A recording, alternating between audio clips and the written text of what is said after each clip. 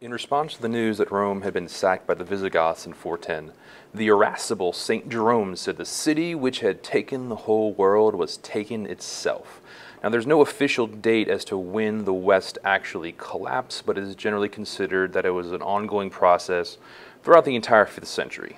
Rome fell for a variety of reasons, but the main reason is that Rome was fighting the barbarians on several fronts, and this was going to be an expenditure on resources. The Huns were coming in from the east, the Goths and the Franks were coming in to the north. That was essentially coming in wave after wave.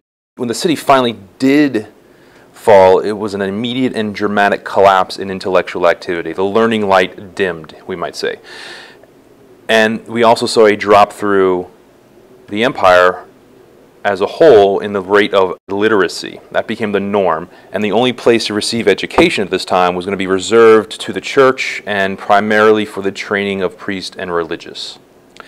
This collapse of Rome forced the Catholic Church to reevaluate herself and remember that their call to evangelize was not reserved only to the educated and the Roman, it was for all. So the church made efforts to evangelize the barbarians. However, when they encountered the barbarians' culture, they discovered a people who were largely unphilosophical, uncivilized, and incredibly illiterate by Roman standards, and a society whose laws were based primarily on opinion and various tribal customs.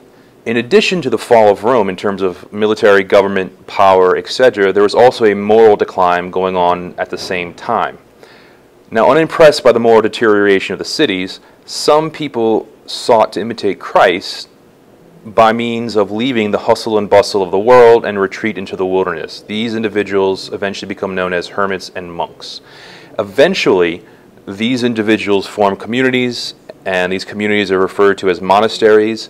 And throughout this period in time, monasteries served a triple purpose. They became centers of evangelization, centers of education, and centers of civilization. The most influential monk in this period, in the West anyway, is Saint Benedict. He is primarily responsible for making monasticism what it is today. He starts what's called the Benedictine order of monks and nuns. Now, initially he wanted to be a mere hermit, but others came to him asking for him to lead. And so he agrees. Now, he sets up a motto. The motto of the Benedictines is essentially ora et labora, or work and prayer.